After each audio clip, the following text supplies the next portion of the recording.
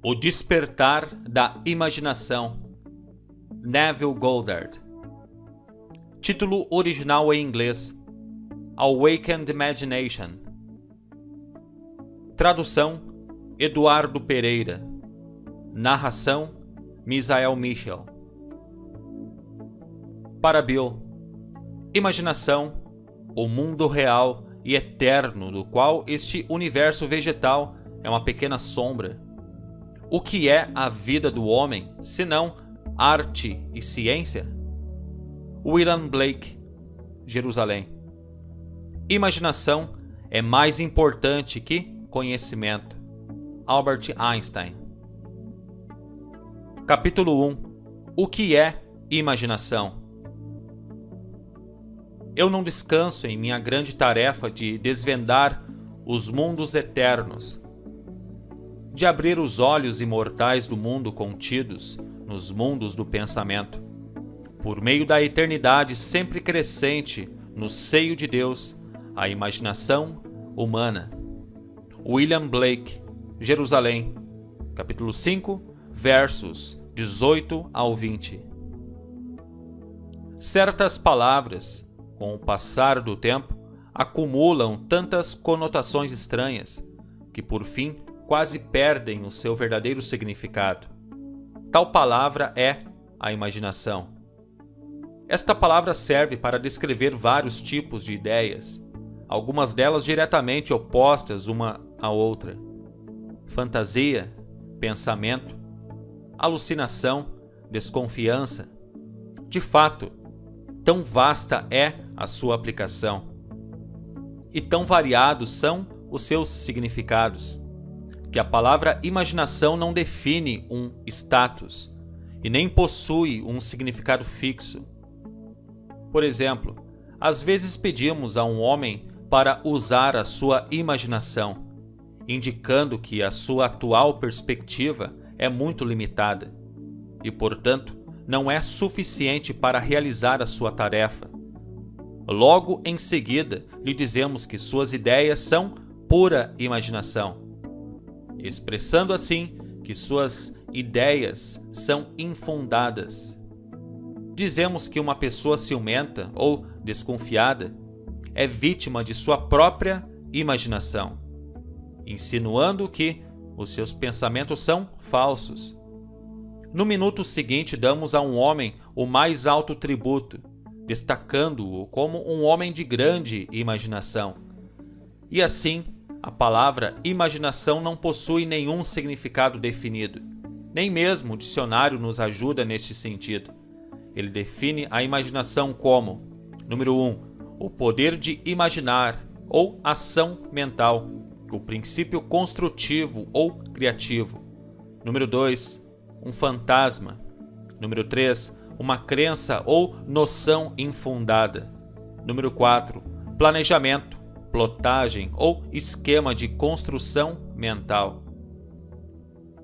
Eu associei e defini a figura central dos evangelhos como a imaginação humana, o poder que torna possível o perdão dos pecados e a realização dos nossos objetivos, inevitável. Todas as coisas foram feitas por Ele, e sem Ele, nada do que existe teria sido criado. João capítulo 1, versículo 3. Há apenas uma única coisa no mundo: imaginação. Todas as outras são apenas deformações da mesma. Ele é desprezado e rejeitado pelos homens, o homem das dores, e conheceu o seu sofrimento. Isaías, capítulo 53, versículo 3. A imaginação é a porta de entrada para a realidade. O homem, disse Blake, é tanto a arca de Deus como um fantasma da terra e da água. Naturalmente, ele é apenas um órgão natural sujeito aos sentidos. O corpo eterno do homem é a imaginação. Ela é o próprio Deus em si, o corpo divino. Jesus, nós somos seus membros. Eu não conheço melhor e mais verdadeira definição de imaginação que a de Blake. Através da imaginação, nós temos o poder de sermos qualquer coisa que desejamos ser. Através da imaginação, podemos desarmar e transformar a violência do mundo. Nossos relacionamentos mais íntimos, assim como os mais casuais, se tornam imaginativos quando despertamos para um mistério escondido através dos tempos. Que Cristo em nós é a nossa imaginação. Nós descobriremos então que, à medida em que vivermos pela imaginação, é que nós verdadeiramente poderemos dizer que vivemos afinal.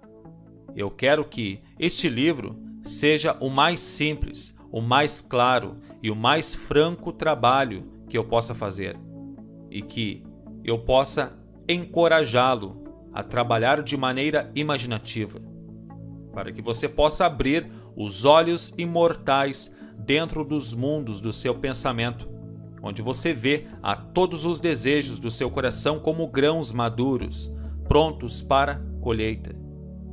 Eu vim para que tenham vida e a tenham em abundância.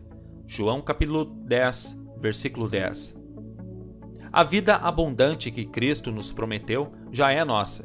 Podemos experimentá-la agora, mas não enquanto nós não tivermos a Cristo como o sentido da nossa imaginação.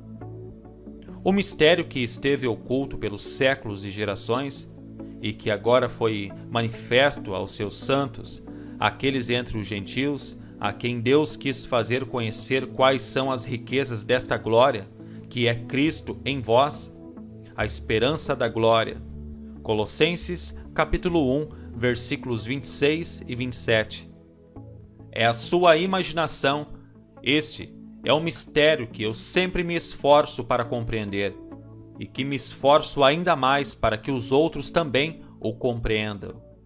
A imaginação é o nosso Redentor, o Senhor dos Exércitos, nascida através do homem, mas não concebida por ele. Todo homem é Maria, e a luz a Cristo deve dar. Se a história da Imaculada Conceição e do nascimento de Cristo parece ser irracional ao homem, é porque ele a interpreta erroneamente como um acontecimento cósmico, histórico ou biográfico.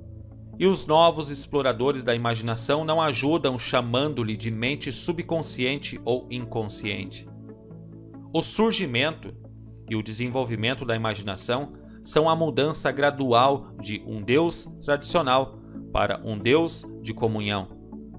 Se o nascimento de Cristo no homem parece lento, é porque o homem não está disposto a abandonar a sua confortável, porém falsa, fixação no tradicional. Moisés e Arão reuniram a congregação diante do rochedo e em seguida Moisés exclamou: "Ouvi agora, rebeldes! Será que teremos de fazer jorrar água desta rocha para vos saciar a sede?"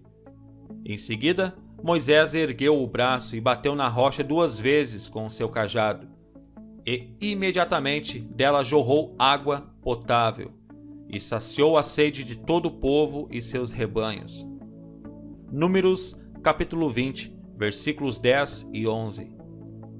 Quando a imaginação for descoberta como o primeiro princípio da religião, a pedra do entendimento literal sentirá o toque da vara de Moisés. E como a pedra no deserto de Zin, jorrará a água do significado psicológico para saciar a sede da humanidade. E todos os que beberem do cálice oferecido e viverem uma vida de acordo com esta verdade, irão transformar a água do significado psicológico no vinho do perdão. Então, como um bom samaritano, eles irão derramá-lo sobre todas as feridas. O Filho de Deus não deve ser encontrado na história, e nem em qualquer forma externa. Ele só deverá ser achado como a imaginação daquele em quem a sua esperança se torna manifesta. Fosse tu uma manjedoura para o seu nascimento. Deus, mais uma vez, se faria uma criança na terra. Ângelo Silesius, poeta do século XVII. O homem é o jardim onde dorme o Filho unigênito de Deus. Ele desperta este Filho elevando a sua imaginação aos céus, cobrindo aos homens a altura divina. Nós devemos seguir imaginando mais do que o melhor que conhecemos. No momento em que o homem despertar para a sua vida imaginativa, ele deve realizar o teste para a sua filiação. Pai, revele o teu Filho em mim. James Montgomery. Isto agrada a Deus, quem me separou do ventre de minha mãe e me chamou pela sua graça. Gálatas, capítulo 1, versículo 15.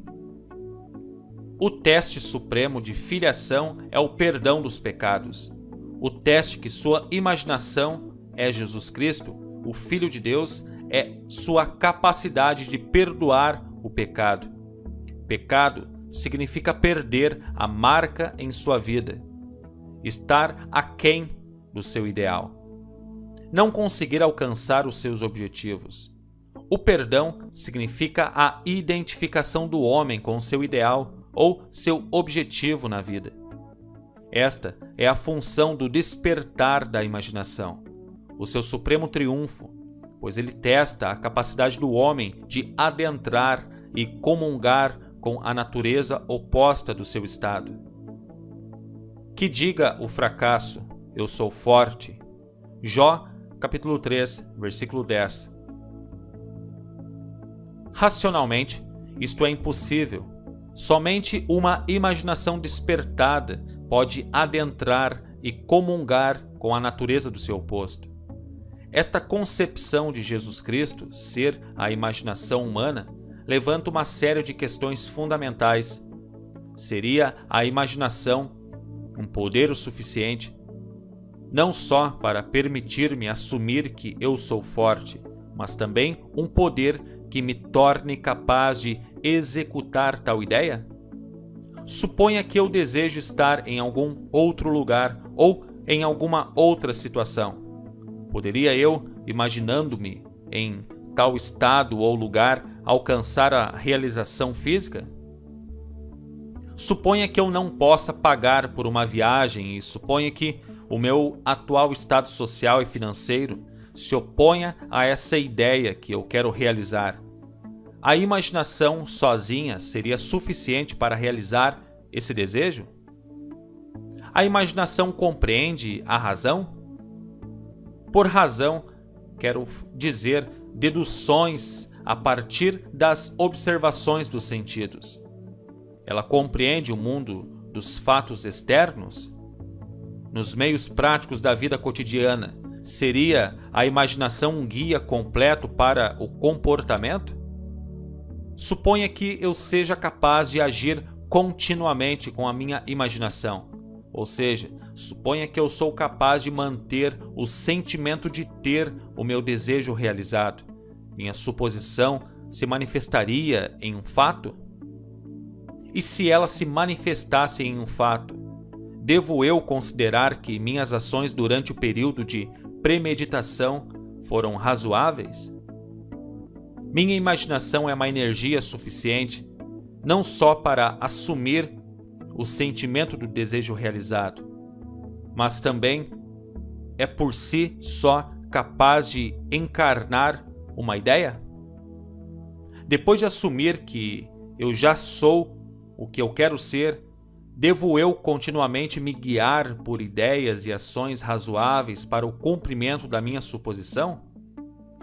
A experiência me convenceu que uma suposição, mesmo que falsa, se for mantida, resultará em um fato e que a imaginação contínua é suficiente para todas as coisas e todos os meus planos e ações racionais nunca compensarão a minha falta de imaginação contínua. Pois Não é verdade que os ensinamentos dos evangelhos só podem ser compreendidos no âmbito da fé? E que o Filho de Deus está buscando sinais de fé nas pessoas a todo momento, ou seja, a fé em sua própria imaginação? Não é essa a promessa? Tudo quanto em oração pedirdes, tenhais fé que já o recebestes, e assim vos sucederá. Marcos capítulo 11, versículo 24. Isso não é o mesmo que dizer: imagine o que você será e você será?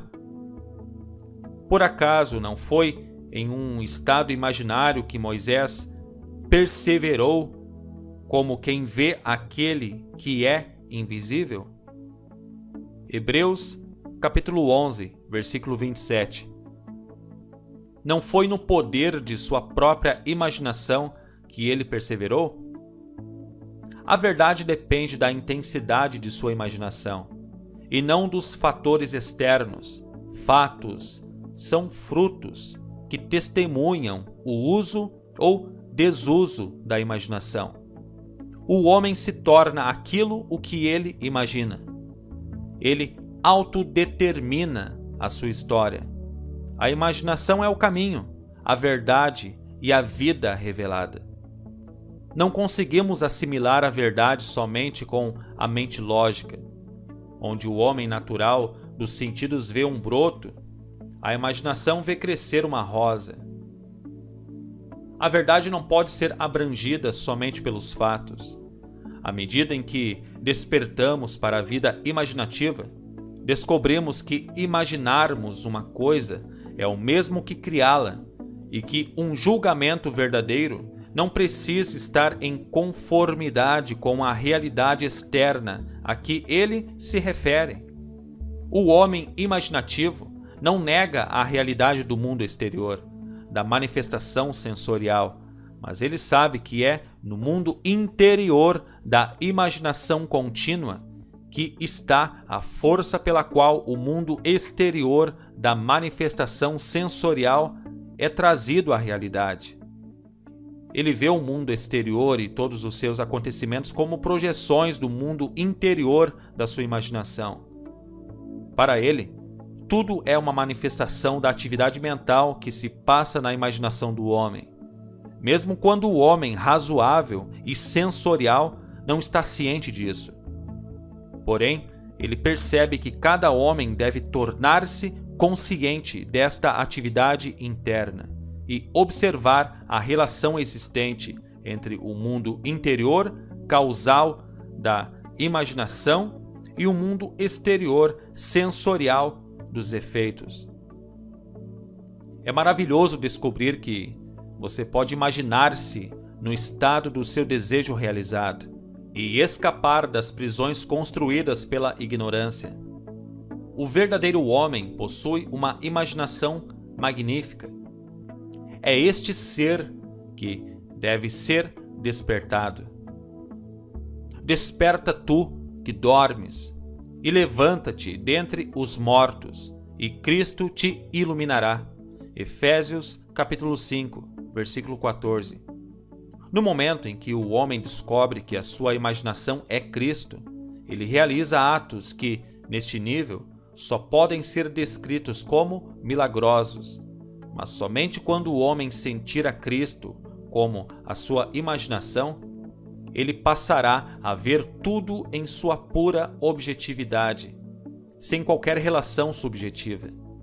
Se ele não perceber que tudo o que ele encontra faz parte de si mesmo, ele se revoltará com o pensamento que ele escolheu e com as condições de sua vida, pois eles estão relacionados por afinidade à sua própria atividade mental.